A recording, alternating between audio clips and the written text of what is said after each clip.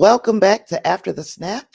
I'm your host, Tasha Pierce, and this right here is Stream Something Sunday. What we do on Stream Something Sunday is talk about streaming series, movies. We're going to recap a couple of the series that we're following here on the show. At a point, I'm going to ask you what you are watching, and you share in the chat what you're watching with the other viewers or the people on the rebroadcast. Somebody might get some use out of your suggestion. And boy, we got some good episodes and we got some mediocre ones. Now, I don't know. How you doing, D? Hello there. You're always the first to greet me. If you're not sitting right here on the show with me. But yeah, I ain't gonna call these episodes mediocre. I'm a funny acting person. And sometimes it'd be like one little thing that bugs me, and then that makes that whole episode mediocre to me. I'm gonna get better. I'm gonna be better. But yeah, so today, hey Stacy, how's it going today? So today our episodes are Star Trek Discovery, Choose to Live. Then we have Hawkeye Echoes, and then we have The Wheel of Time, Blood Calls Blood. I think that's the name of the episode. I forgot. So anywho, today, if you notice, it's a little bit darker in here. I got a bit of a headache, so I'm gonna try to power through this thing. Of course, I'm on y'all time.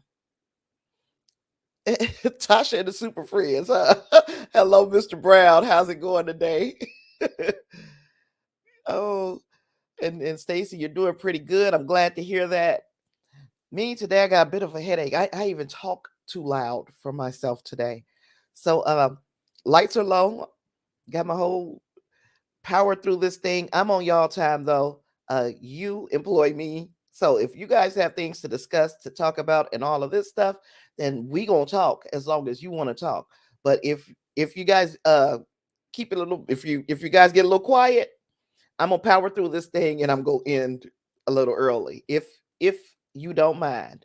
That's if you guys don't have things that you want to add to the conversation, because I'm here at your will. I'm doing your bidding. So with all of that, I'm gonna share this screen and we're gonna get into our conversation of things that we're going to chat about today. How about that? I don't know. I had my stuff bookmarked on my mobile phone. I don't usually do that. Again, I was in the bed like forever. What it do, Reinhardt? What it do, sir? Uh, yeah, I was in the bed. I didn't know if I was gonna move, but I'm moving. I'm here. We're gonna share the screen and then we're gonna get it. Uh, but yeah, I was talking about my notes, wasn't I? I don't have my freaking notes like prepared the way I normally do. And I suck because of that, but you guys know that anyway, didn't you? So if I'm looking down today, it's for two reasons. It's because I don't want to look right into this light and I'm looking at my phone, okay? So if this is your first time watching me, it's not normally like that. I don't normally spend my day looking down into my telephone. It's very rude. It's very rude. All right, so this Star Trek Discovery episode is featuring our favorite ninja warrior nuns, the Koat Malat. We first met them in the unification episode. Wait a minute, what's that? We first they resurfaced. We first met them in Discovery in the unification 3 episode where Burnham found out that her mom is still with us. Her mom is still among the land of the living. Uh, she's in the land of the living, and she is now part of the Kawat Malat. And I couldn't tell you like a elevator pitch version of what the Kawat Malat do. Some of you some of you might be better at like briefly saying what they do. They their cause is giving. They're going to give, and they only give their time for lost causes. So now we find out that the USS Credence is making a dilithium run. We learned a little bit more about how the Federation is distributing this dilithium as well.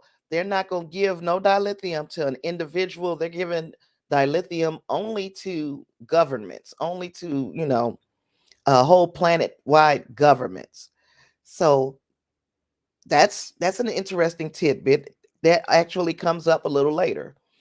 But yeah, so USS Credence is delivering dilithium, and they get boarded by this Kawat Malat. I mean, at this point, we don't know that this is the Kawat Malat. I'm gonna have to turn my comments off because I'm so nosy. I'm just reading what y'all writing, and I'm supposed to be talking. So they run into this ship, the Credence, the USS Credence, the Kawat Malat that we see here on the screen. This looking like a fugitive. That's because she is. she hops on the ship. She tells this dude, hey, tells the first officer of this ship, I'm taking this dilithium. And he's like, I don't think so. And she's like, yes. And I'm going to need you to choose to live. So now he's at the end of her sword. She's telling him to choose to live. And then this little fight breaks out, like a little scuffle. It was a brief scuffle, and she just went ahead on, and she dispatched of him quite easily, meaning that she killed a Starfleet officer.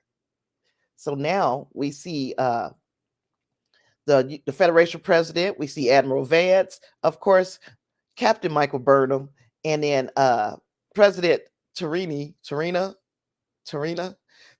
Tarina of Navarre. I was going to say Vulcan.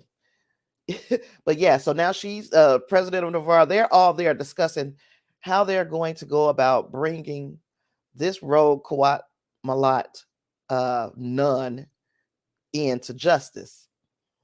Oh, I got a little ahead, but anywho, so her name, the Kawat Malat nun, her name is Javini, whatever. Her name is something like that, Javini. She we know that there's got to be a reason why this Kawat Malat nun has like taken to stealing dilithium. And I had a feeling like going into it, it was going to be some kind of Robin Hood type thing. And it is kind of similar. We're going to take from people who got a lot to give to people who don't have any. And the people that don't have any are a very different kind of species. We'll get to that though. Let me go back. Notes. So now they send Burnham, Tilly, and then Burnham's mom, Mama Burnham, Gabrielle. They sent her and a couple of her Kawat Malat homegirls. They going to go apprehend Javini. They're going to bring her to justice. And I thought this was a bad idea. I really did. Like from the beginning, I thought it was a bad idea. But we got to see more of the dynamic between Michael and her mama, which it's always worth it because I like to see her mom.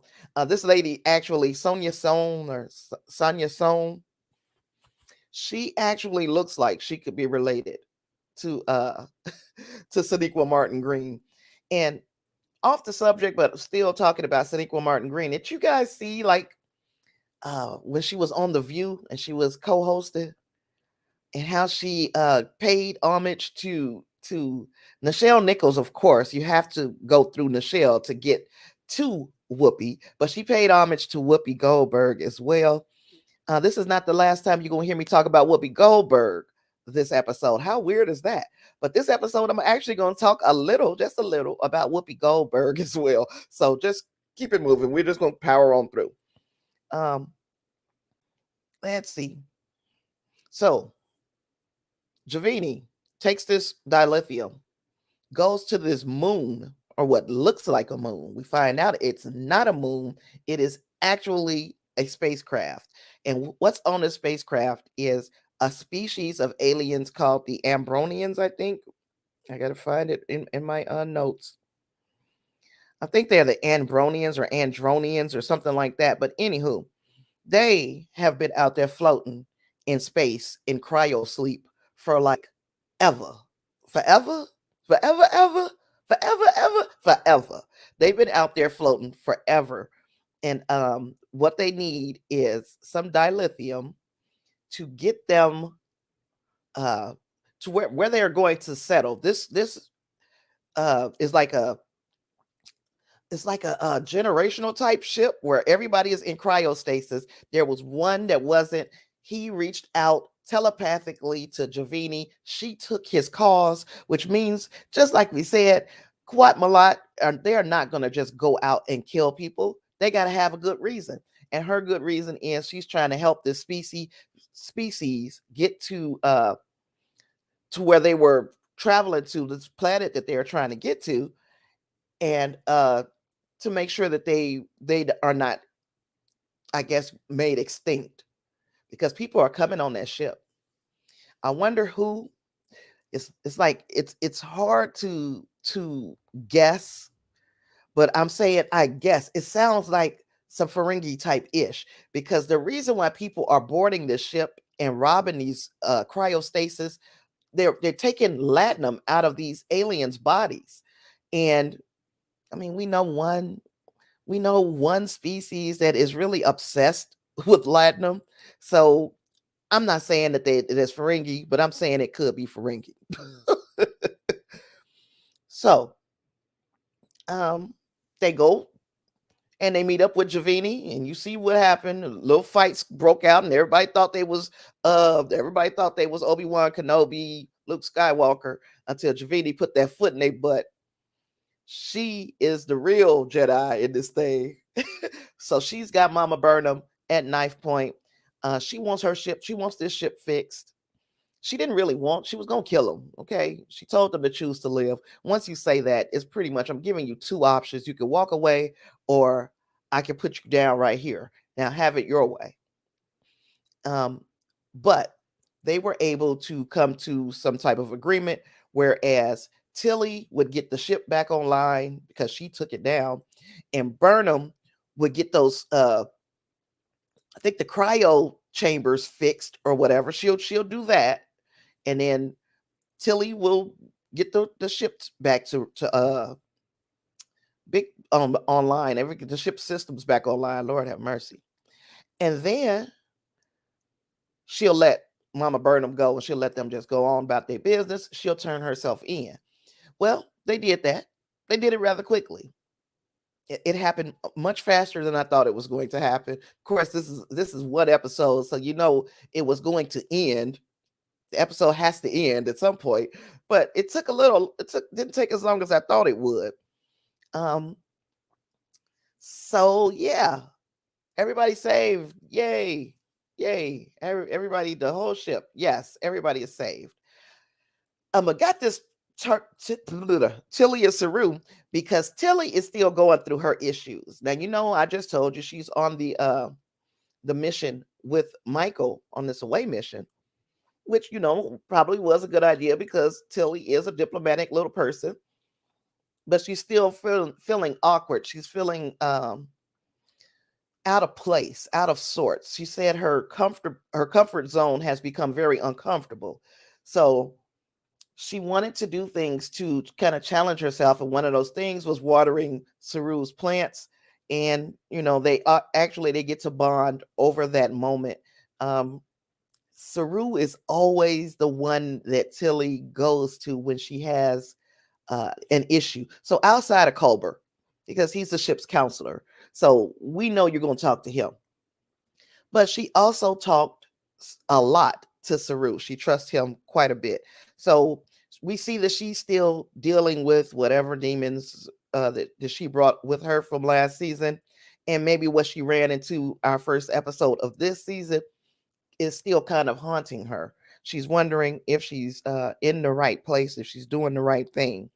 And it's like 4 plots today. Did anybody get it? It was like a lot of plots. Stamets and Book. So that's another plot. Now what we were looking at with Stamets and Book is that Stamets felt like he has an idea of what's causing this gravitational anomaly. He said it actually might be a primordial wormhole. And one way that you would know that it was a primordial wormhole is if it has these tachyons. So he can't find any evidence that there are tachyons within the radiation or whatever that's coming out for this from Book's planet when it exploded. So he goes to Navarre. Yeah, to the Navarre Science Institute and talks to the scientists there. Now, you know how Vulcans are. I'm not trying to be racist or whatever, but y'all know Vulcans are pretty cerebral. They doing things by logic. They have no time for Stamets and what he thinks. Just give me the data and let us work through it. So they go into their meditative state while they're working through it. But before we even get to all that, Book decided, I'm going with you to Navarre. Now, Book is not a scientist that I know of, so I don't know what use he would do, but he wanted to go since they are talking about what happened on his planet. And I guess, we kind of just needed him to be there for what happens later in the episode. And might as well just go ahead and run through the whole thing that with Book and Stamets.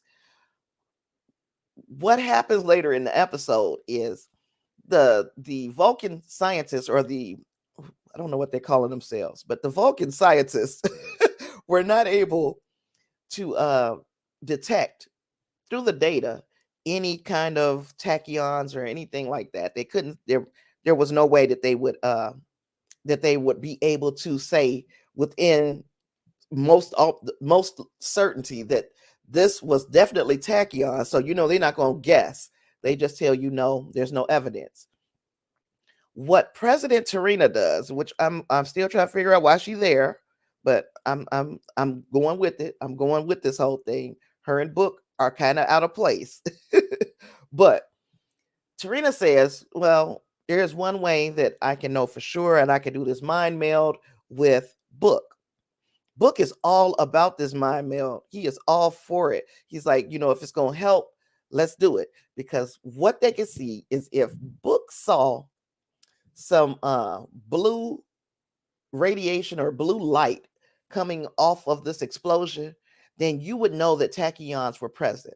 Now, here's where I got a problem, and I don't think I got a screenshot of it, but here's where I got a problem. Tarina does this mind meld. She digs into his mind. He relives the moments leading up to and at the time of Quajon exploding. And she says, okay, I got what I need. But he says, let's stay in here for a little minute because he wanted to see what was going on with his nephew. Why does he keep having this vision of his nephew? He finds out that his nephew realized and felt how much he loved him. And he was like, that made him feel better. Okay, so now Book is feeling a little better. Yay. But was it just me, or did anybody else see blue light coming off of this explosion? So my big question was, is this lady lying? Did the Vulcan president Tarina, did she lie? Because I saw blue light. Now that could have been light coming off of Book's ship somehow, and I just misconstrued it as coming from the outside of the ship. But I'm telling you, I thought I saw the blue light. I thought she was lying. So now I have to pay close attention to Tarina because I liked her so much last season. I hope that she is not going to make me hate her this season for being a liar. So yeah, he now we know Book is fixed or a little bit fixed. He's moving through the stages of grief. Okay, we can say that. Then we have this other plot where Culber is I guess they're at the point where we're about to insert Gray into his new body. And it's a whole lot of whispering and a whole lot of low talking, but it's okay. I'm used to it now. It's a lot of whispering, a lot of low talking. But Adira, I'm sorry, they bring in one of the oh gosh, what is he called from the Trill homeworld. I forgot what they call them, but his name is Guardian Z or Guardian She. Well, he comes as a hologram to perform this ritual to transfer Gray into his consciousness into this new body, this golem. And then once they get it, uh, once they begin this transfer, it's a little waiting period to see uh, if these two are going to be compatible, the consciousness of Gray and this golem. Well, Adira, of course, before this transfer took place, was the only person who could communicate directly with Gray. And one of the things that kind of bothered me, I tell you, little bitty things bother me. One of the things that bothered me was that she wasn't like Gray was telling her what to say in answer to the questions because they're trying to get consent. They're trying to make sure that Gray knows exactly what uh, he's up against. So Adira is supposed to be interpreting, I guess. It just bothered me that he was saying like whole paragraphs, and then when they would go back to tell Colbert and the Guardian what he said, they just abbreviated everything that he said. And I'm like, now, you know, ain't that like the exact opposite of what an interpreter is supposed to do? Aren't you supposed to like tell exactly what that person said? So Adira, I don't know if Adira's impatient, just don't have time for a whole bunch of words. She like, shoot, they can't hear you no way. I tell them what I think you said. You know, I don't know, but I felt some type of way about that. I don't know if anybody else felt some type of way. But anywho, the little operation goes off. It's successful. Hey, yay! But we don't know that the compatibility is there. So Adira has to wait. Adira is not good at waiting.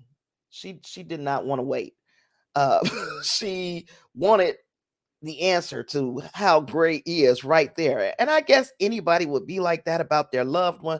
But Gray was just Adira is just a little uh, pouty pants about this whole thing. And Culber, of course, is hovering between father figure and ship's counselor. He takes Adira to ten forward. Quarks. To this new bar, whatever this is. he takes Adira there to kind of blow off some steam, and they play some darts, which was good to see. The dart boards are still being used in the Star Trek universe because I love to play some darts. But anywho, Adira was feeling some type of way again, and they, Lord, and they weren't going to feel comfortable until they were sitting right next to Gray. They decided that they needed to help pull Gray, be the tether to this universe. And Gray, when Gray comes back to consciousness, because of course he does, of course, they could kill Gray. They could, but why would they? It's too soon. Too soon. Um, Gray said that the Adira, was what pulled them back uh, into reality. So now everybody can see Gray. Yay! We see Colbert give Gray a big old hug. Everybody can see Gray now. Now I got to see what Gray has to add to uh, to the crew. what does Gray bring to the table? We will finally find that out. I'm glad there. Now this next picture was after the mission that Michael and Tilly had just come from. So Michael is a little bit pissed. I'm not 100% why, but she's a little bit pissed that they are turning this Kawat Malat nun over to Navarre to dole out justice. Uh, Michael felt like this. Oh, no, no, no. She killed a Starfleet officer. We need to be taking care of that here at Starfleet. But I mean, if we are all like, I guess maybe she's 900 or 800 years removed from Vulcan culture, which is now Navaran culture, I guess. So she's probably wondering if they are going to give this Kawat Malat nun a slap on the wrist and send her on her way, or are they really going to have consequences for her actions? Even though the lady had a good reason to do the things that she did.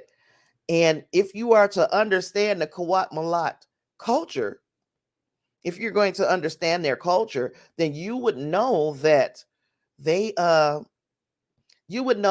they have a different code that they live by, and what she was doing was strictly within the code that she lives by. Yes, she was wrong for killing the Credence's XO, which I'm wondering if we got a name to this ship and we got a position for this officer, if that means somebody is going to end up over on the Credence doing something. That's just another thing that just popped in my mind. But yeah, I'm wondering why she's so upset. Is it because of her hatred of politics that we just now finding out that she has this season? I guess yeah, she hates politics. Like she doesn't have much use for politicians. So maybe she's feeling like, now this got caught up in these politics. She wondering why, why we couldn't just do things the way we do it in the old Wild Wild West Federation that she's from. Um, and then yeah, I called that 10 forward, and then I called it Quarks because there's a Lemurian that hangs out at the bar, and then we got a Ferengi who is a bartender. So it's clearly a shout out to Quarks, right? Except they are Starfleet officers. They've got on uniforms. So that's a bit different. But then also it looks real 10 forwardish to me. It has that vibe uh alongside of Quarks. It's like a mix, like a freaking mashup of Quarks and 10 forward. And I liked it. Um Michael Burnham, Sonequa Martin Green, has a way with making her face tell a story. Now, I can't remember exactly what was being said or what was happening right here in this scene, but does her faraway gaze and that introspective look, does that not tell a story? This girl is incredible with her with what she could do just with her face. Oh, my nose is itching. Now I like that little metaphor that Admiral Vance used. He said that they're like an orchestra, and a starship captain is the violinist, but she doesn't set the tempo. That's Vance's job. He's a percussionist. And then he said that it is President Rillick who is the conductor. And yes, you know, what Burnham said, oh, that's a whole lot of analogy. And it was, but I don't know if y'all know yet, but I really love using metaphors and analogies when explaining something. And I thought that was a masterful job done by Admiral Vance. And that's another look at Burnham's mom. And again, Burnham's face telling a story. Her eyes, this lady is just incredible to me. She really is. Uh that tightness around her mouth is like she's holding something in that she really wants to say. I love this lady and what she can simply do with her face. And this lady right here, Tarina, I'm starting to feel like it's something ain't right. And this look that she got right here says evil queen all over it. But I'm hoping that I'm wrong. I really hope I'm wrong. because I liked her last year, you know. And another look at Stamets while he is awaiting the Vulcan contingent of scientists to finish computing or whatever it is they're doing there. And there is the moment of that mind meld that I feel like she saw more than what she is letting on. Now, I've gotten through this. I've talked about it pretty much the whole thing. Let me make sure that I've touched everything. Uh, yeah, that's it. That's it. This was one of the episodes that I thought was mediocre. But the more I talk about it, the more I realize it just had a bunch going on. I think that 3 or 4 plots might be a bit much. I think we need to stick to 2 plots. I would really like to see more attention paid or more attention given, especially when they are on away missions. So we had Tilly and Michael on an away mission, and it felt rushed. Everything happened really quickly. And if we would have taken some of this excess stuff out, possibly this would have been an opportunity to see Burnham and Tilly work through things more like a Spock and Kirk instead of let's hurry up and get through this because we still got to get back here to Adira. You know, there was a lot going on. But number one thing is it makes me feel like what's her name? Tarina. It makes me feel like she is being duplicitous. It makes me feel like there's a little bit more to her than we are seeing. I hope I'm gonna go through y'all comments because I see that I got a bunch of them piling up there, and I want to see if it's anything that kind of comes to the questions that I had. As far as a rating, I guess with this one I'll give it a 3.75, and it's because of the things that I just talked about. We rushed in places where it would have felt better just lingering in that for a moment, you know. And yeah, those are my thoughts on Star Trek Discovery. Choose to live. I'm going up. I'm going up. So we talking about favorite Star Trek. Clarence says Voyager. The Kawat Malat devote themselves to lost causes, emotion without filter, absolute candor, binding themselves to causes. All of that was so succinctly put instead of me like just stumbling over what it was I was trying to say.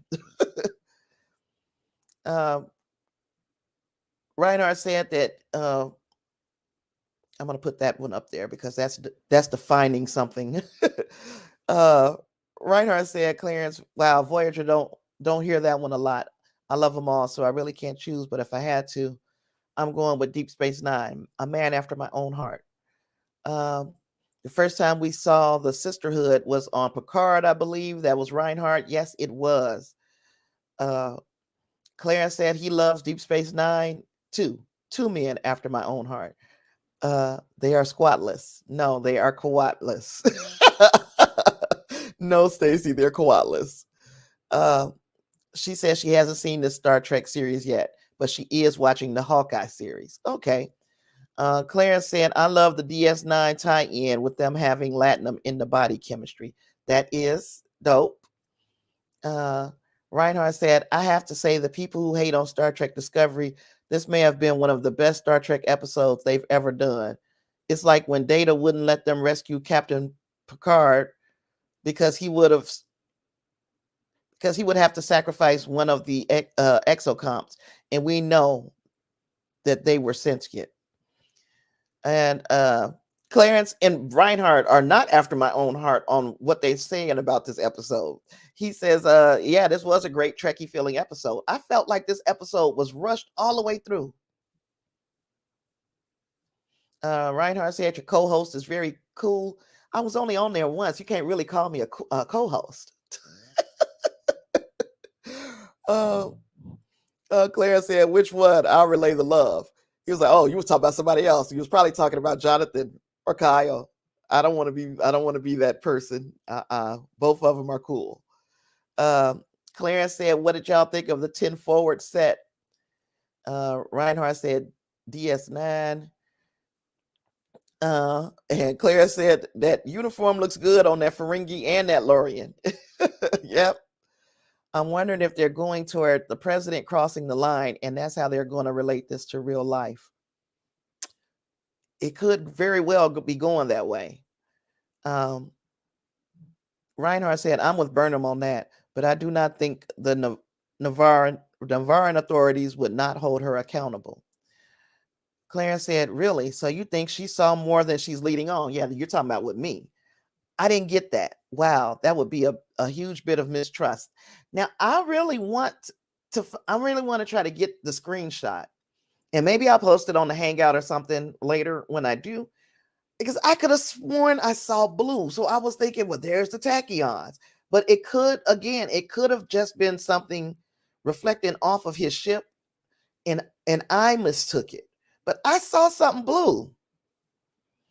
Reinhardt said, I also love the Tilly side story, but I love it because you can't just tell me you left where you were. You travel nearly 1,000 years in the future and everything's hunky-dory. And Stacy says, Deep Space Nine is really good too. I just started the first season. Well, I'm very glad that we got some new people coming into Trek. Now, Reinhardt, I don't know if what I saw was tachyons, but I know I saw something blue. I know I saw some blue light. And that's how they said that it would appear. It'll appear to you if tachyons were present, that you would see this blue light. She says she didn't see it. She got what she needed. She didn't see the blue light, but I saw blue light. Not saying that it is tachyons. I'm saying I saw blue light. And I feel like that if I saw blue light, that had to be intentional. You don't accidentally say that if you see blue, that it's tachyons, and then you show some blue light.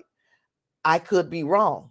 I'm going to look again, though, and I'm going to try to take a screenshot because it wasn't like radiation blue all in the sky. It was like a blue band of light, and it could have been coming off of the ship, or it could have been what I'm saying. One way or the other, I got to look again because I've been only watching these episodes once because I got an awful lot of stuff on my plate that we discussing. So yeah, so I'm glad we got some new people interested in Trek. That's wonderful. That's what we doing this for, right? We got our own ideas of how this episode went. I got 2-1 saying that this is a perfectly Trekky feeling episode, and then I'm the one that's saying I felt like we had too much going on. It was too much. We didn't get to lean into any of the plots as I think those plots deserved a little bit more. Let's see. I want to go to brands because I want to know one thing.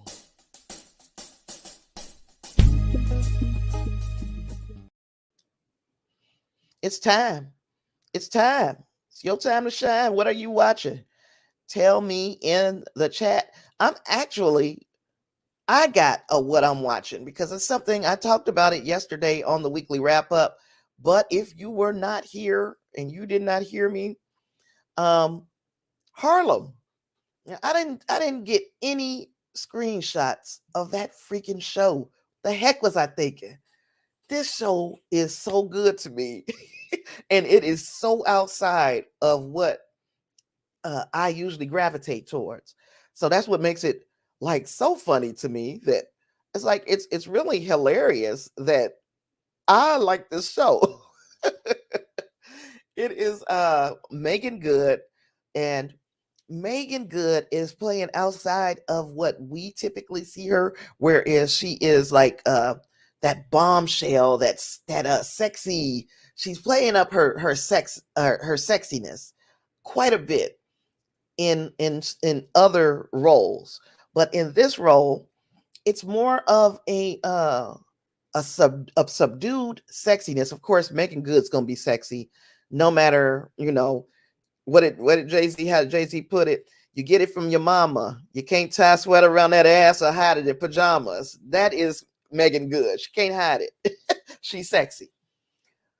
But we're leaning more into her into like a quiet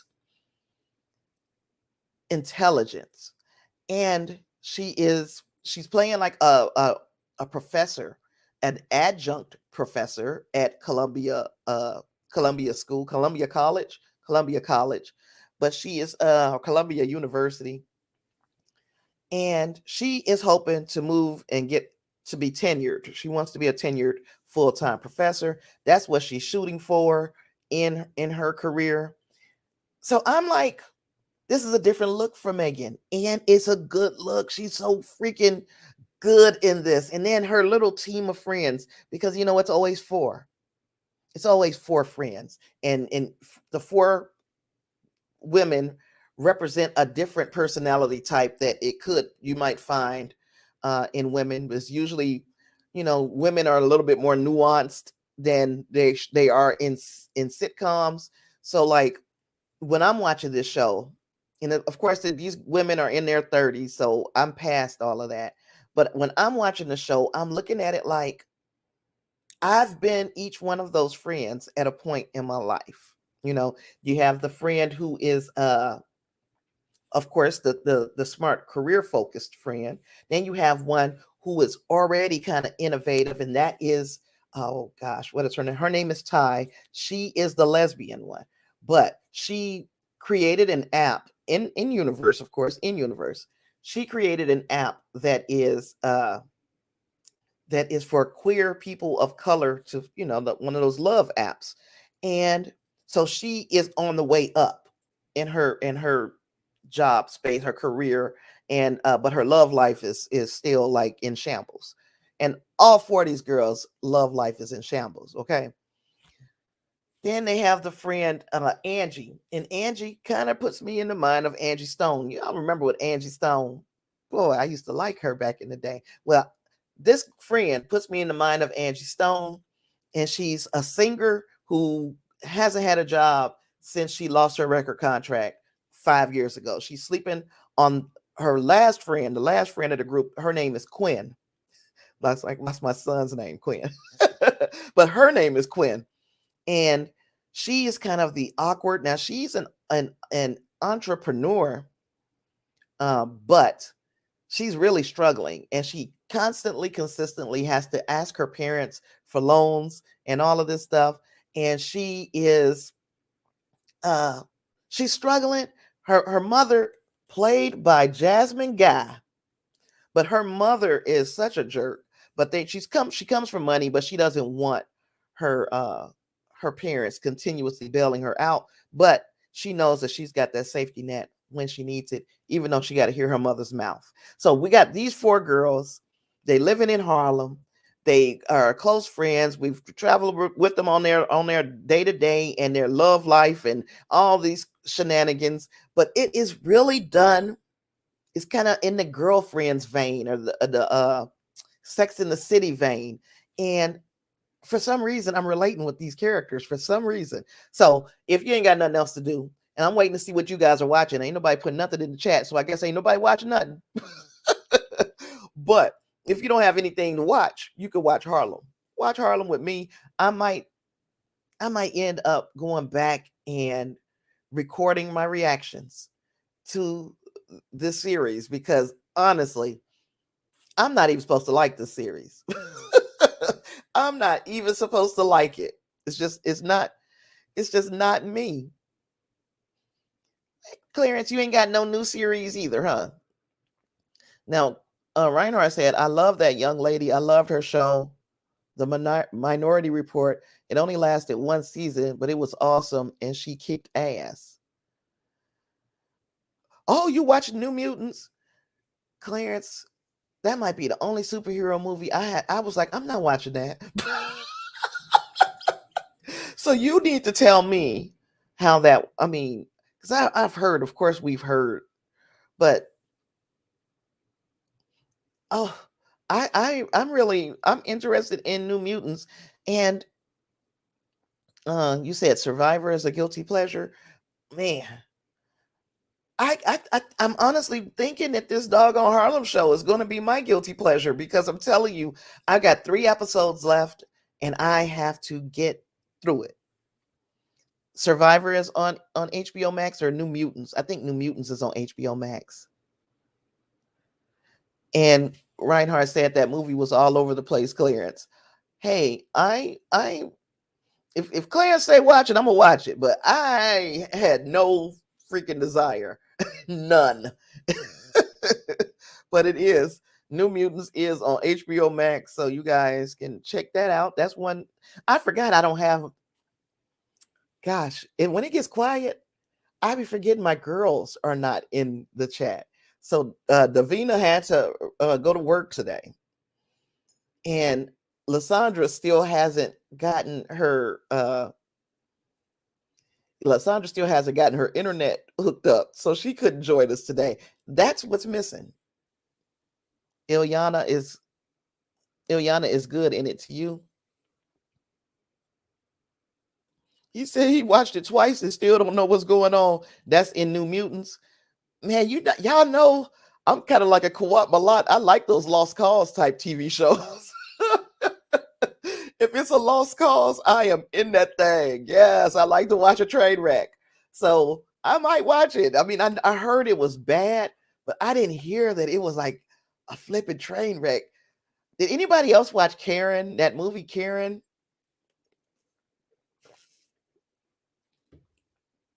Um, if you didn't watch Karen, see that was a train wreck. I didn't like it. Lost in Space is back, Clarence. I have not gotten into it, but Reinhardt has. And we are going to get to Lost in Space because Reinhardt, I still didn't even look at it because I got wrapped up that day that me and Reinhardt talked about that. I didn't I started watching Harlem. That's what happened. I was supposed to go from Wheel of Time to Lost in Space. I ended up watching Harlem. I don't know how that happened, but or I guess yes, I do. Amazon's marketing is just that good when it comes to me. They showed me something and I clicked on it. That's how marketing works. So, my goodness, I love Lost in Space, but I have not seen this third season just yet. The final season, actually. Oh, you said that New Mutants is not as bad as the critics and people are saying, but it's still bad. Now, Karen was terrible. So if it's a step above Karen, I can watch it and probably be entertained. Warning, Will Robinson. Yeah, Lost in Space, Clarence. I am with you, sir. I love that robot, the sexy robot. Yes. And then the only thing is like Will Robinson. I saw because remember how he started, he was a little kid, and now he's like this big old 18 looking year old boy. And I'm like, that happened quick. I know it had been some time between the seasons, but good Lord, that child grew up so quick. Wow. All right. Well, that's what you're watching. If you guys find a tidbit, something in there to watch to get you hold you over for your viewing pleasure, my friends had your back. See? Um and now I'm gonna go into Hawkeye. So if you have not watched Hawkeye, I'm about to hit you with the spoiler warning. I forgot to hit you with the spoiler warning before I started talking about Star Trek, but I get you this time because everything is spoilers. It's all spoilers.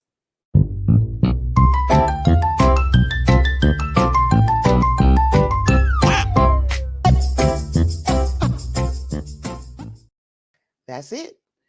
If you have not yet watched Hawkeye, I'm gonna tell you. Oh gosh, I'm glad I read that twice. Okay. Um, yeah. So if you haven't watched Hawkeye, do not. Don't listen to this. Don't. It's going to ruin your whole entire world.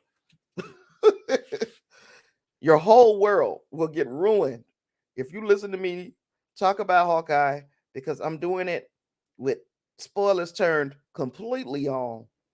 Nothing but spoilers. Okay? We don't have to really get into like this beat by beat. You know what I mean? Oh, come on, watchers, subscribe now. She's correct.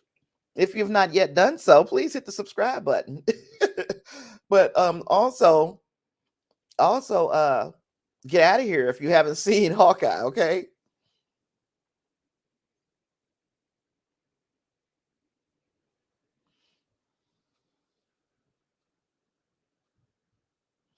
You know what? You are right. I'm going to do that. I am. I am. I don't know. I mean, you might love them, but everybody don't love spoilers, Stacy. Some people will be really mad at me if they walked in and saw some spoilers. Yes. So yes, Clarence, I'm going to.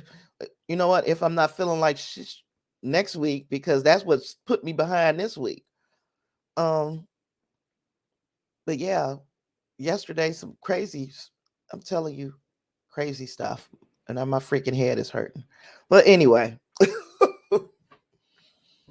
This week's episode of Hawkeye was called Echoes, and it was basically it feels like it was the part two to the episode where we met Kate Bishop.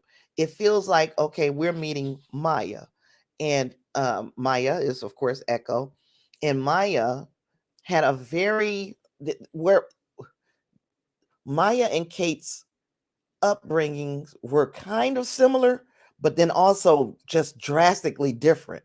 And it is that the relationship that they had with their fathers was what was like paramount to them. They had this great relationship with their dads, and their dads died in horrible ways. Both of them, fathers had horrible deaths that we know of. And but Kate came from means. Her family had money. So it's like, yeah, it's a horrible inconvenience to not have a dad, but your dad left and you were provided for, and I'm saying inconvenience, that's a horrible way of putting it, but it is. When you have that kind of money, it feels like a inconvenience. We grew up without a father. That was so inconvenient. Whereas Maya lost her world when she lost her dad. Now, it also shows us that these two girls seems like they have been being manipulated into making choices that kind of make them less expendable to the people around them. Yeah, the tracksuit gang, tracksuit mafia. Yeah, her dad, I guess, he might have just found himself trying to get the money together, probably, to send her to the deaf school, and probably found his way in this whole tracksuit mafia. And then with Kate Bishop, I'm looking real suspect at her mother, as far as how her dad died. I'm looking at the mama. I'm not looking at what went on Battle of New York. I'm looking at mama, because something ain't right with her. So there's that. We see this like dramatic escape by Clint and Kate, and that freaking car scene that we were talking about that one day, Clarence. Yeah, her mama does seem shady. That one car scene that you were talking about where they did that whole thing in one shot, I saw and appreciated what you was talking about. Just that was just one thing that I wanted to. You the one that made me pay attention to that shot. So yeah, absolutely excellent. I don't think this is from this week's episode. I think this is from next week's episode. I don't know how I did that. Anywho, uh, of course, Clint's hearing aid popped out, and they had to uh that mama. I mean, that mama. I'm reading and talking at the same time. That's why I try not to do that. Yeah.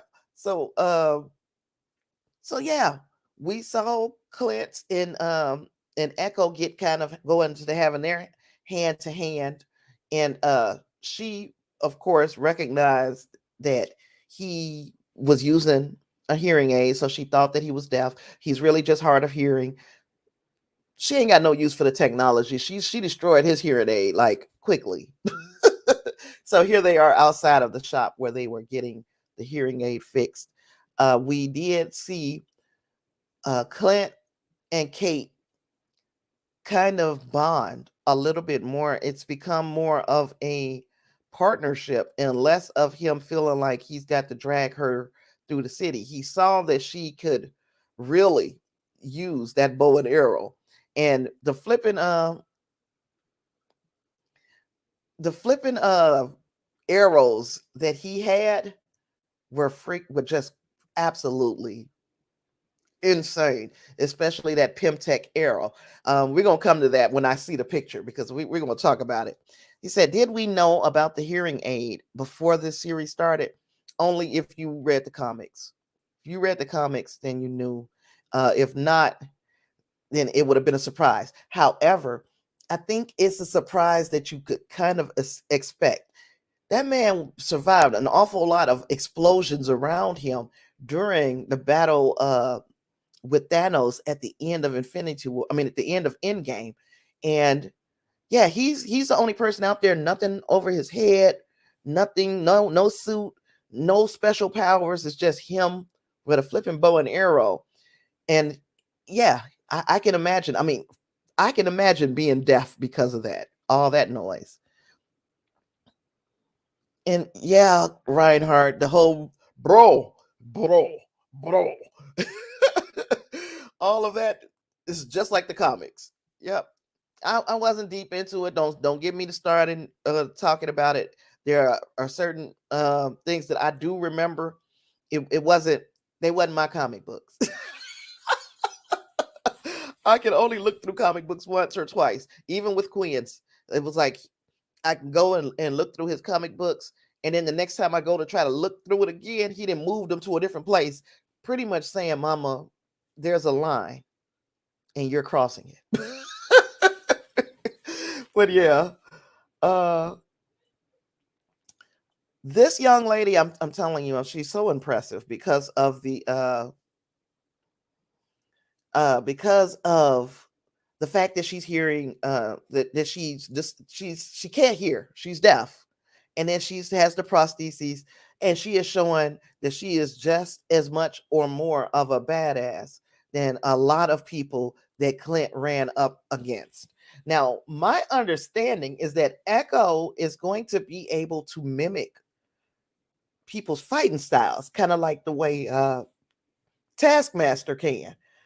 I didn't see a lot of that in this episode. I don't know if that's something that's going to be coming a little later, but that is definitely something that I was looking out for to see if she could just watch you for a couple seconds and then get your whole fighting style down. I didn't see evidence of that in this episode, and I feel like this kid back here, the guy, the kind of good looking guy, tracksuit mafia dude, Kazi. I got a feeling that he and her have a very special bond because it just seems like they were close. Reinhardt said, "I was like the tracksuit bosses, like guys 5 years ago. Kate would have been like 15. Obviously, the assassin Ronin was not a 15-year-old. Did Kate or her mom? Did Kate or her mom get snapped? We don't know. It almost appears that they didn't because I know that the Kate didn't because when she said that she was 22 years old, what's his name? Hawkeye said, yeah, same thing. So it's kind of like 15 and 22 are pretty much the same because you guys are, we lost 5 years somewhere, So to him, those two things are the same, but she wouldn't be 22 if she had gotten snapped away. She would have been she would have came back the same age that she was. You know what I'm saying?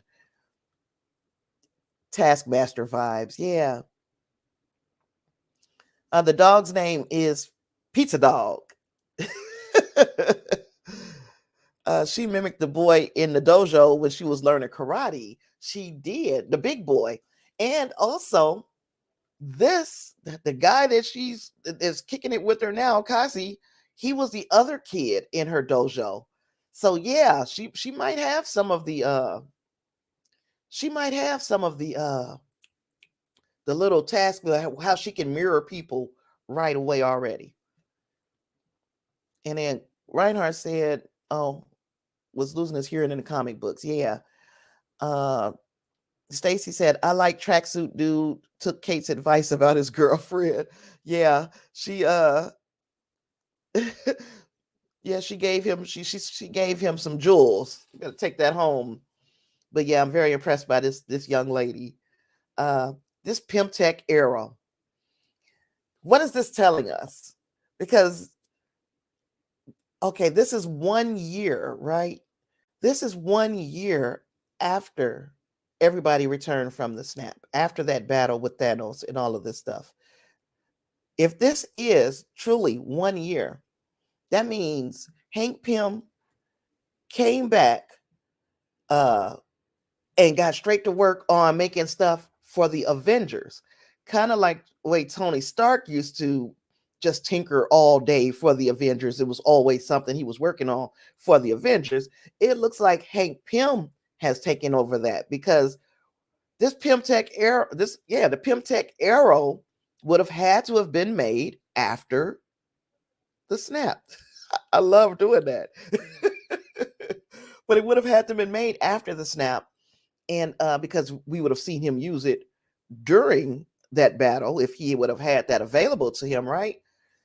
So yeah, I'm wondering how involved is Hank Pym with being the benefactor of the Avengers now that Tony Stark is gone.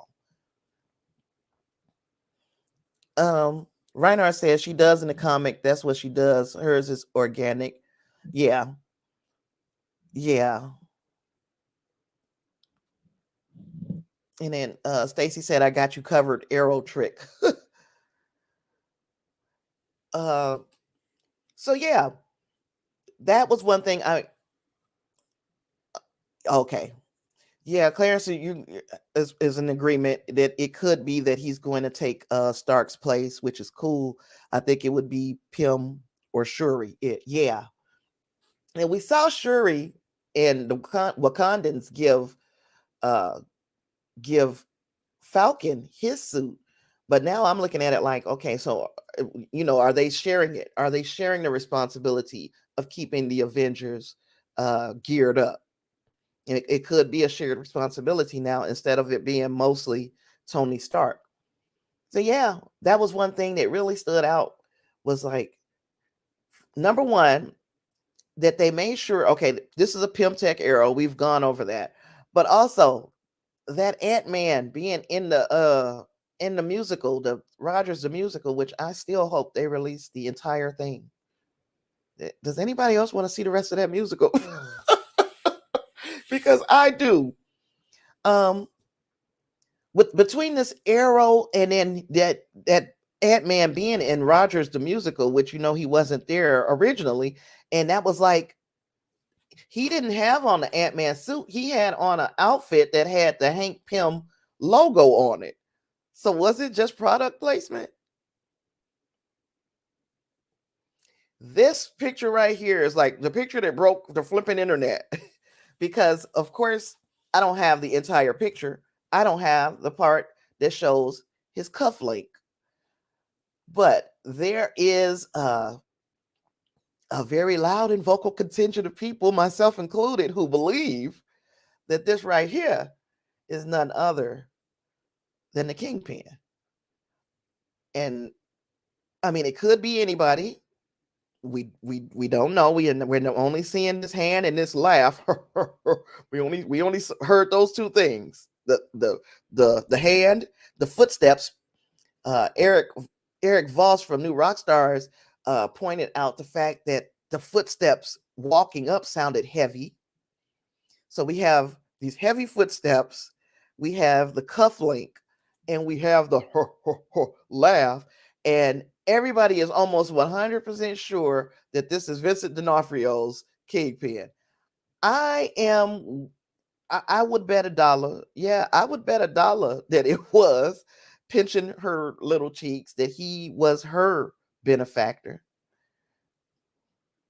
Reinhardt said that was probably one of the only things I didn't like about that episode. Not loved it, period. That Pym Tech Arrow thing was just so dumb, but it was them just having some fun, so it's all good. I mean, I could say it could be having fun, or it could be sending it could be sending like the us, people like us, a message that Hank Pym is who the Avengers are going through for Tech now, because there would be no other reason for him to have a Pym Tech Arrow. Reinhardt also said, "Oh, I'm definitely sure Vincent D'Onofrio is coming back. And look at the casting from that little girl to the adult. That's some great casting." Yes, absolutely. She definitely captures the Alaqua. I think her name is Alaqua Cox. She looks like she could grow up to look just like her, and I'm pretty sure she's probably thinking that in her little mind, like, I'm gonna be bad when I get older. And then Clarence also was throwing out that they may start pushing more Ant-Man as we're coming up on Quantumania, sort of like all the Wakanda and Falcon and the Winter Soldier. And I think also that Quantumania is not going to be comic relief, kind of like the Ant-Man movies have kind of been their own little separate thing. It's been comic relief, and it's not had very much impact on moving forward. It hasn't had an awful lot of impact on moving forward in the MCU. I think that's going to change with this Quantumania movie. I think we are going to see stuff that happens in Ant-Man and the Wasp, or whatever they call it, Quantumania. I think that we're going to see this have more implications going across the greater MCU. She said that was Stacy said that was an impressive story prompt, and it was. I liked the little girl version of Maya, and I thought they did fantastic casting. Same with the Kate Bishop to Hailey Steinfeld. That little girl that played Kate Bishop, she kind of looked like she could have grown up to be the Hailey Steinfeld type too. There's the man. The man's right here. So we're having Kingpin watch. And eerily, his background looks like my head tie. But yeah, I hope that we're going to get him. Vincent D'Onofrio, you wouldn't have to recast this actor. This is one actor that your whole multiverse storyline can make sense of, that he'll drop into this universe. So it can be him. It can be Vincent D'Onofrio, and we can, at the same time, we can also get the Charlie Cox, Matt Murdock. So those are two things we're gonna keep our eyes on. Reinhardt said, Clarence and Tasha, I think you're both right. I think this next Ant-Man and the Wasp is going to be a much more serious tone. Yeah, I would say, yeah, it's going to have serious repercussions. I don't know if we can make it serious with Paul Rudd, but we can make the repercussions very serious. Say Jonathan Major's going to bring that heat. And let me tell you, y'all know already. You know, I know, and I'm not going to say it because Lysandra will tell me, girl, that boy is 30 blank years old. And I'm like, girl, coming out of retirement, I'm telling you. And now, out of retirement. Yeah. But yeah, that is those are some things I'm looking forward to include the Jonathan Majors King the Conqueror. I am very much looking forward to seeing that. I don't know what it is about that young man though. Yeah, I kind of should be ashamed of myself. And then of course, I didn't.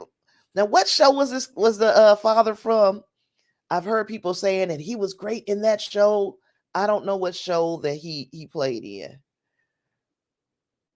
Uh, I don't know what the show is. Tell me, somebody. But I liked him here. I like I like the whole vibe they've got. Celebrating her culture, uh, celebrating celebrating her her deafness, how they showing you how to do the the sign for her name, which is fantastic.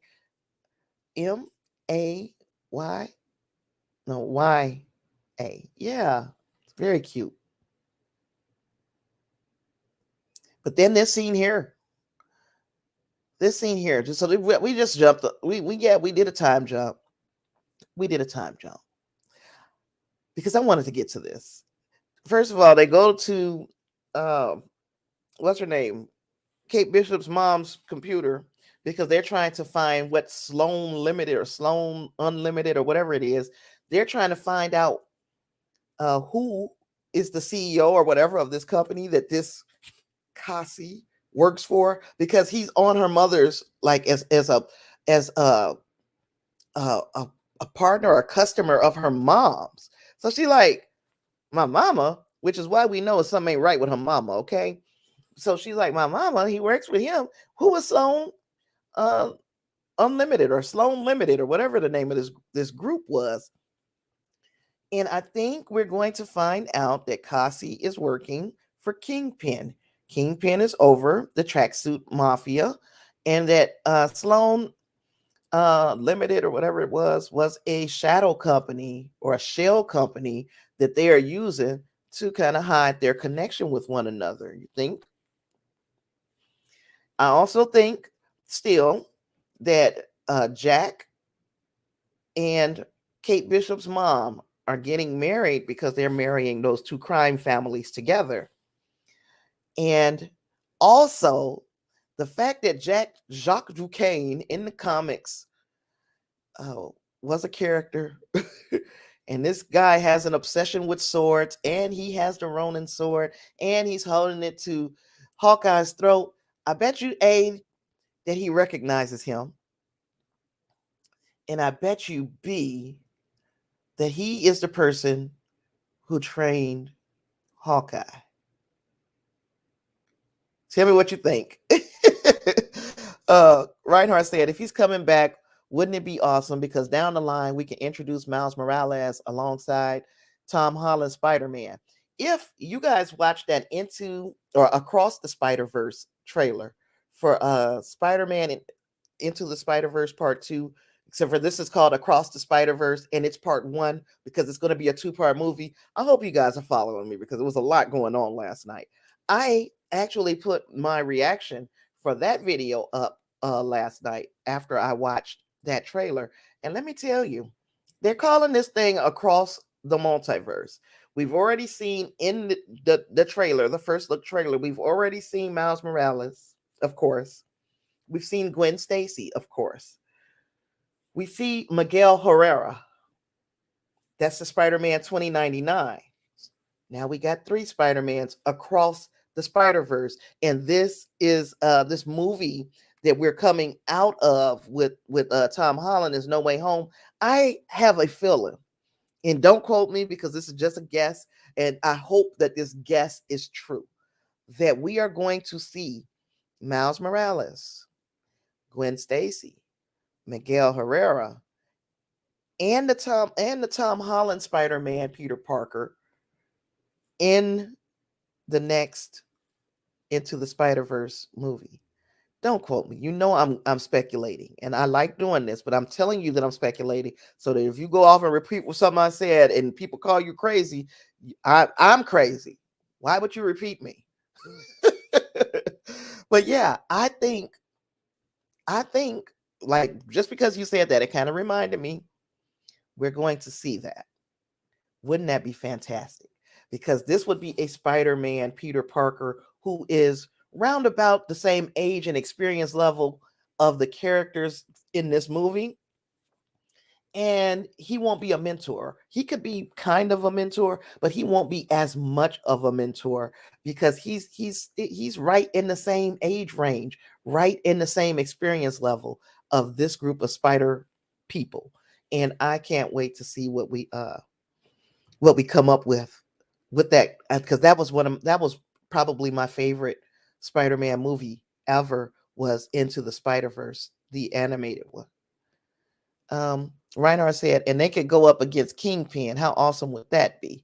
Well, I think we're gonna see it in that animated universe before anything. Stacy said butt kickers from way back. And then Claire says, I think her security company is shady too. They can break into anything. Yes. Reinhardt answered my question, Westworld. That's where the dad, Maya's father, was from, Westworld. Now I don't know what you're talking about there, Stacy. You said she insisted they wear designer sweatsuits. I don't remember that. I did like so yeah, I'm wondering if we're going to find out that Jacques Duquesne is the person who trained Hawkeye, or uh is he gonna have some connection to the character from the comics? Will they have some type of relationship with one another? I am looking forward to finding out the answer to that one. And yeah, that Spider-Man across the Spider-Verse, I have my reaction up on the channel. If you want to check it out, you can watch that. Um, but yeah, I don't know if I had any other. Nobody had nothing else for. I didn't have anything else for Hawkeye. My two people that are watching uh the Wheel of Time are not here with me today. Uh, do me do me a solid if you're watching the Wheel of Time, and if you are caught up, if you are up to date on the Wheel of Time and you want to discuss episode 5 of the Wheel of Time, let me know in the chat. In the meantime, also, I'll give everybody else an assignment too. Just tell me what you're watching. Give me some.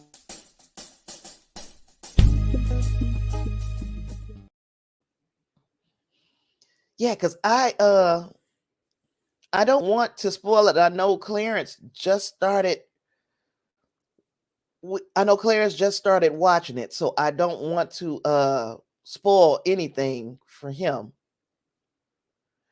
Well, Reinhardt said, well, we know he did in the comics. I hope they do that because I think it would explain where he got the sword and maybe who he got the suit from originally. Yes. That's what I'm thinking. It would make because we know that ain't no Stark Tech, right? And we know that this is something that he had on his own, out there on his own. So he would have had to have gotten it from somewhere.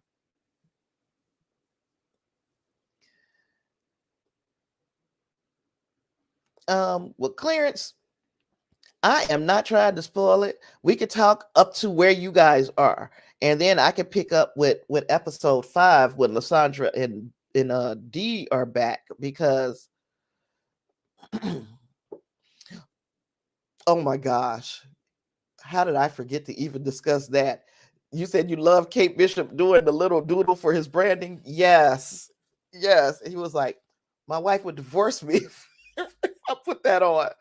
Oh, you wore it all through the comics. You was happily, proudly wearing it too. So, I guess it's like a wink and a nod. We know how ridiculous this shit looks. We're trying to go with the more uh practical uniform for Clint Barton. And I guess even for Widow, uh you know what else was a good thing? Where he said Black Widow killed Ronin. Now, Uh yeah, he said Black Widow killed Ronin, and in reality he wasn't lying. She was the person who made him kind of put Ronin away and come back to reality. So in essence, she killed Ronin. And I liked, I really did like that he said that Natasha Romanoff killed her. Now, did anybody else watch the coming into next week? And I didn't give you no rating, huh? Going into next week, did anybody watch the like the little preview trailer?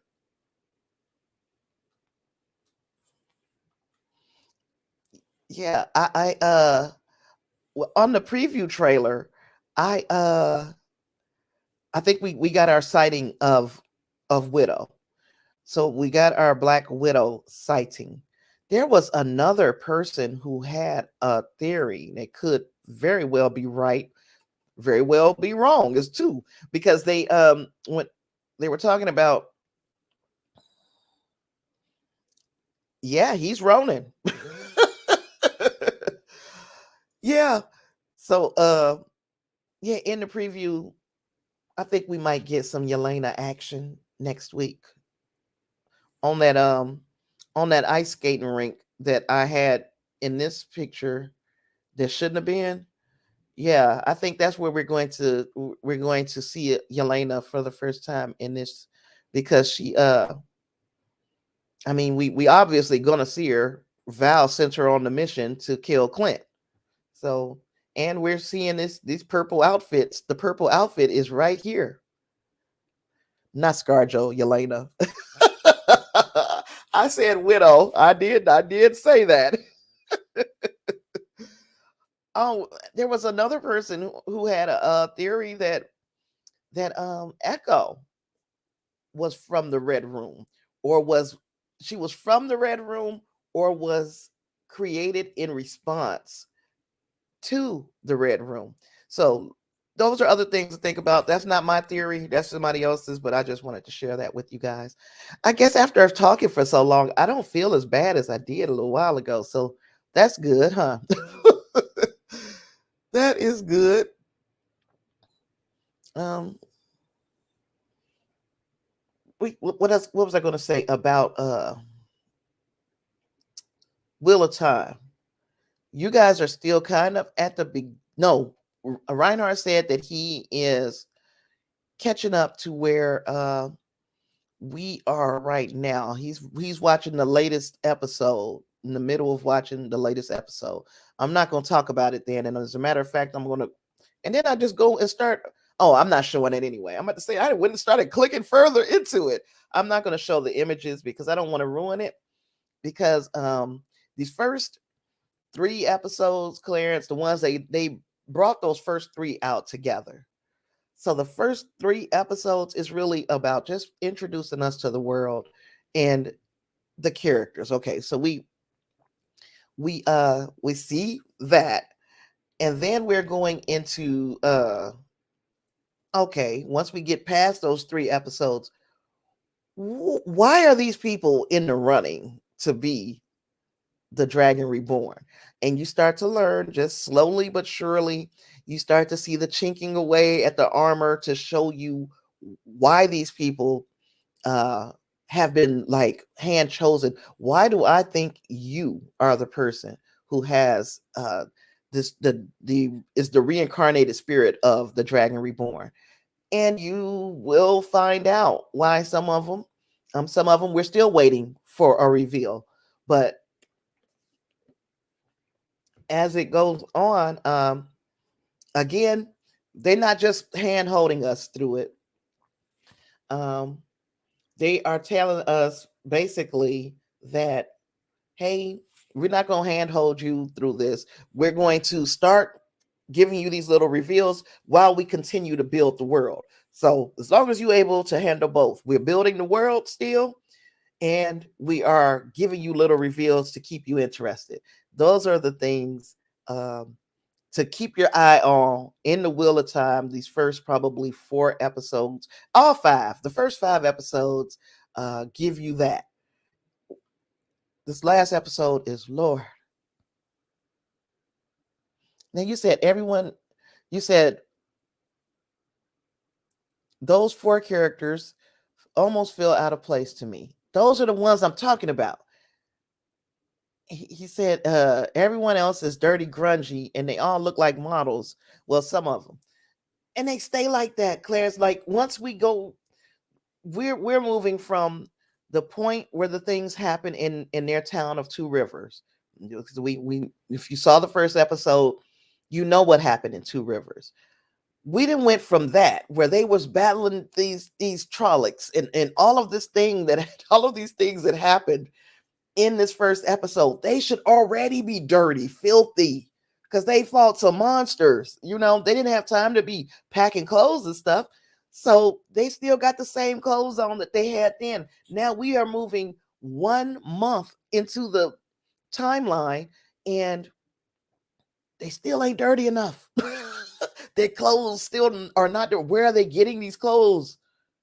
I just don't get it. You got an opportunity like right now to change clothes and do. I mean, I'm not gonna. Why are they still clean? I just don't get it, and I don't know if it's intentional because the fact that I'm saying it, I've seen other people say that it this doesn't have a feel that it's been lived in. The set doesn't. Okay, so we have that. It doesn't look like it doesn't feel like it's lived in, and it doesn't feel like it's these people never get dirty. So maybe is it something about them because they have these powers that they're gonna be clean? You said you sound like Ryan George. I love those pitch meetings. I think like when I'm sad, and I'm not even lying to you, like when I'm sad, I turn on those pitch meetings and I just let them play. Like I just let the flipping playlist just go. And I'm just giggling. And I'm not the funny person. So like when I feel like laughing, it's because I don't want to cry. And that man cracks me up. Oh gosh. You said you think it's the way it's filmed. And I don't know what you're talking about here, Stacy. You're going off the rails, sis. You said, does a fish feel wet in the water? I don't know. Clara says, Reinhardt said, the producer says, well, these kids need to be malnourished and look pretty straggly. And the producer said, would you settle for well-fed, model-looking people? Yeah, that works too. Super easy, barely an inconvenience. It's filmed more like a network TV show. And unfortunately, that's one of the things that kind of, I want you to pull away from that network look, Uh, yeah. So yeah, I'm not gonna be the one. I saw up earlier, Reinhardt said he can't wait for this Echo TV show. I don't know how long we're gonna have to wait for it, but and I don't know how much more we're going to see Maya in Hawkeye. I would assume we'll see her a little more. So I don't know if this is going to be where she takes the turn in Hawkeye from going from being uh, a villain or working with a villain to being a hero. I don't know if this is where she's going to make the turn or if we're going to have to watch the entire series of what you call it, Echo, before she makes the pivot to being a hero. And we also know that she might also put on that Ronin costume. Angus Osano is in the house. I did not know you were here. He said they have self-cleaning magic that they use unconsciously. It's the primary sign of dragon rebornness. Are you serious? Because it would make sense if they did, but for some reason I feel like you being snarky right here. Reinhardt said, Tasha, I can't believe all this time, and I didn't know you were a Ryan George fan too. Even my wife loves him. I bought one of his shirts. Super easy, barely an inconvenience. Yeah, I love it. I love especially when I'm just not feeling like yes, it was an absolute he is absolutely hilarious. uh Reinhardt said Angus was oh Loki did, yeah. Loki did have he sat there and shook his head and he pow, he was clean. I wish it worked like that. Gosh, I wish it worked like that. Uh so yeah, I didn't drop any big ass spoilers for Wheel of Time. Um I'm pretty sure that Lysandra would appreciate us waiting up on her. And we did talk a little bit last week about her nephew. I know I mentioned it that her nephew had been shot, but well he is doing a lot better, a whole lot better. He is not it ain't slowing him it ain't slowing him completely down. A gunshot will slow you down, period. But he is able to still try to move around, have a little fun. He's a young guy, so he bounced back. Unfortunately, that's something that we can say about being shot. You bounce back.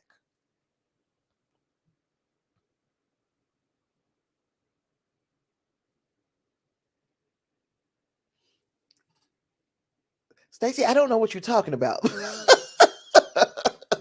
And I'm trying to be like, okay, do I need to put this up here? I don't know. I don't know what show are you talking about? Tell me, please. But yeah, with all that, it's 1 hour, 32 minutes. You guys let me know if you've had enough of me. I mean, I'm on y'all time. So if not, I'm gonna go to bed. Yes. See, here, here's something. Reinhardt said, "Hey Tasha, this just came across the newswire. The lady who was the producer of Hannibal and Red Dragon passed away. Her name was Martha De Laurentiis. Oh, I'm sorry to hear that. That uh, doesn't the name itself doesn't mean doesn't ring a bell. You said the ring, dude."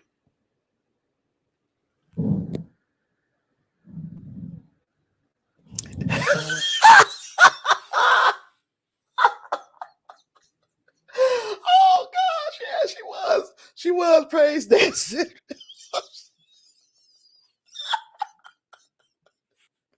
Yeah, she was. Well, let me tell you, Clarence, you got tired of her praise dances. When you see the other ladies later demonstrate their power, I think it was rather anticlimactic that the way she used hers. It was nothing. I was just like, okay. When you see these other ladies use their power, you can be like, how is she the strongest? Like they say Moraine is the strongest. How is Moraine the strongest when you got these ladies out here doing all this stuff? Clarence is right. He 100% right. Angus, I do Star Trek talk first. And if, because you guys are the consensus, you guys are the group, do you guys think that I should change the order? Would you like for me to hold off? So if you're running a little late, that you would be able to get here for Star Trek talk? Because that is the first thing I talk about in every Sunday episode. Let me know what you guys think.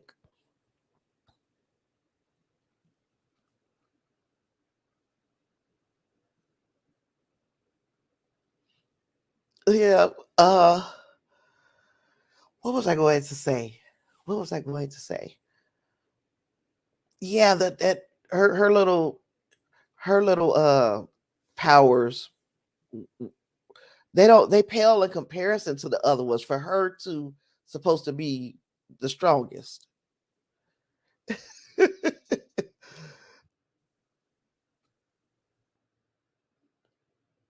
Oh my goodness, you're right. As long as you don't break down like the Enchantress did in Suicide Squad, it's gonna be all right. And Angus said, "You need not to be so lazy." Well, hey, sir, I get up. I mean, I'm here usually between 3 and 3:05. I'm not starting too much later than that unless something really crazy happens. So let's say by 3:10, 3:15, I'm already full into Star Trek. So if you can get here by 10 after 3 my time, 3 or a quarter after 3 my time, then you'll be here for Star Trek.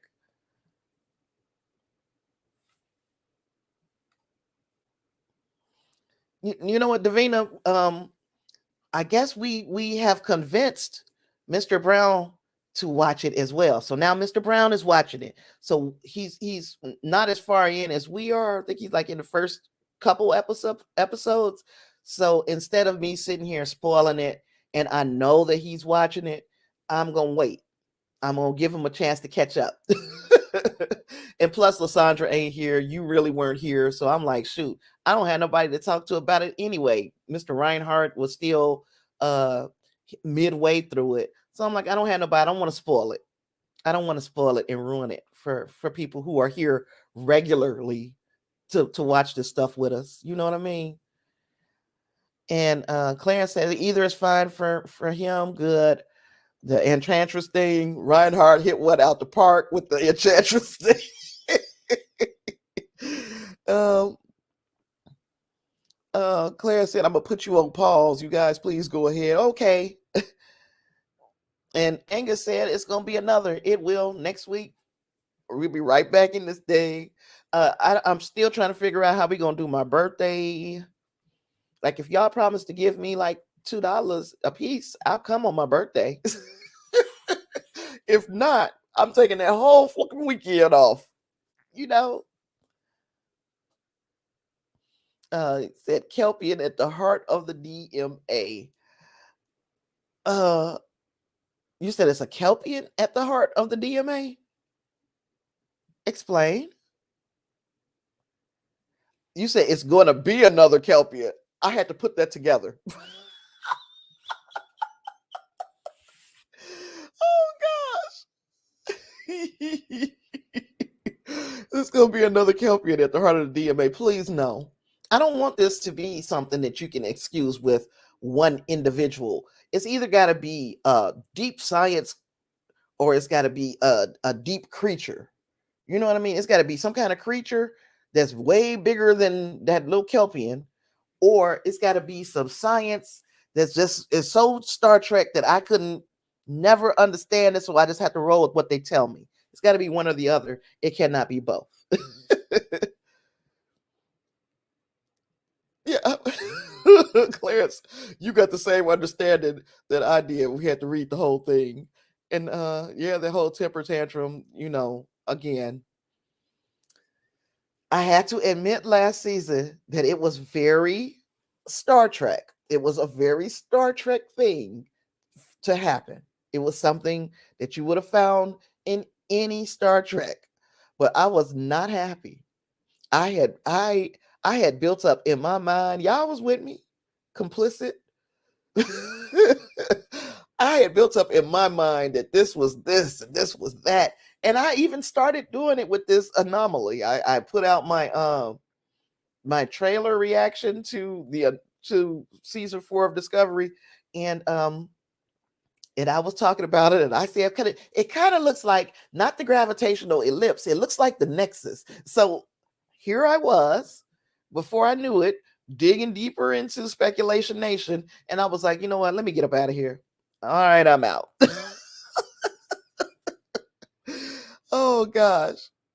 And Davina said, yeah, I'm trying to listen. I've been busy. I watched Suicide Squad yesterday. You did? So you at work? Are you on break? Because I didn't think.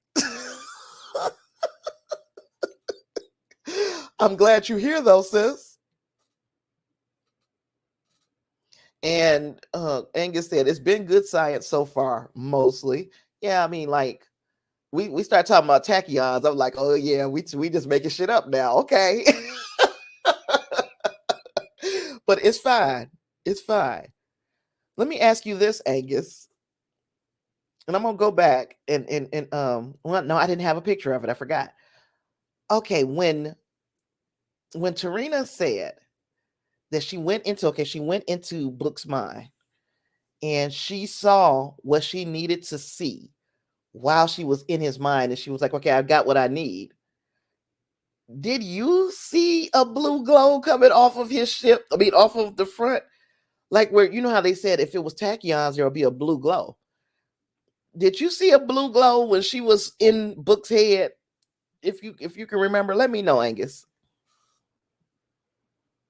Clarence said, I'm scared about the last episode of this season of Doctor Who for the same reason. You gotta stick the landing. Yes, you do. Um, boy, I want to watch this. I really want to watch Doctor Who, the new stuff, but I'm telling you, I'm getting to the end of my little nest egg that I had put up.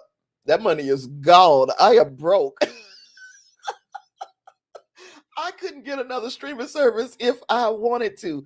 I got to hope and pray on a hope and prayer that somebody just send me some money. Like, I got to have some money, and I'm not talking about nothing that y'all can send me, so don't think I'm asking y'all for money. I got to have some big money sent to me within the next month, or I am going to be shit out of luck. And I can laugh about it. And Reinhardt said, okay, he hasn't seen it. I haven't been watching it either. Oh, baby, I ain't got no choice. I don't have I got to have faith. I keep going back to hope though. Like like Regina King in The Harder They Fall. She was like, hope is dead. Look, hope ain't dead. I got hope. Keep hope alive. Keep hope alive. I got something gonna happen. Something gonna shake. It always does. That's the crazy thing. It always does.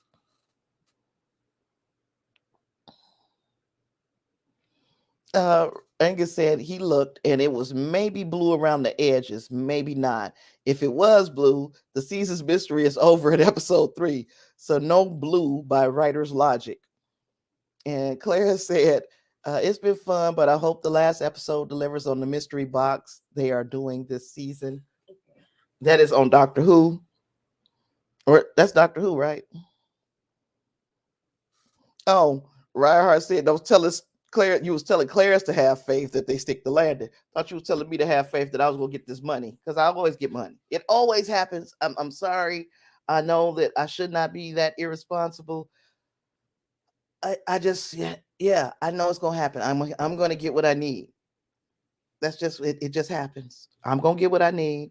And whether you were talking to me or not, that was a message. It's subliminal, subconsciously. You were sending me that message to have faith. And I was telling you about hope. Hope is dead. Anyway, y'all got anything else? If not, I'm gonna get on out of here. I'm gonna run while the running is good. So yeah, remember to subscribe if you haven't yet done so. Subscribe to After the Snap for movie reviews, series recaps, all that good stuff. Get money. Get money. And where was I? Where was I? I was trying to get out of here. Y'all know what I was trying to do. So yeah, I do recaps these in discussions and of movies and series, anything that we're streaming. How about that? That's what this is. Stream something Sunday. But I'm here all week. I am here all week. The only days that I don't have a live stream are on Tuesday and Thursday. During our regular weekday schedule, those live streams are at 7 p.m. Central Time. On the weekends, we do it a little earlier because I know that everybody going to shake a tail feather. I ain't trying to hold you at no 7 o'clock. Y'all supposed to be out there getting them fresh cuts, getting them cars washed, getting them rims shine. I know what y'all do on the weekend. I used to be young too. But yeah, so just join me here at 3 if you like this type of conversation on the weekend, Saturday, Sunday, 3 o'clock. We're sitting around chopping it up. Got my whole little group of friends, my super friends, as Clarence says. He's one of them. So I got my super friends.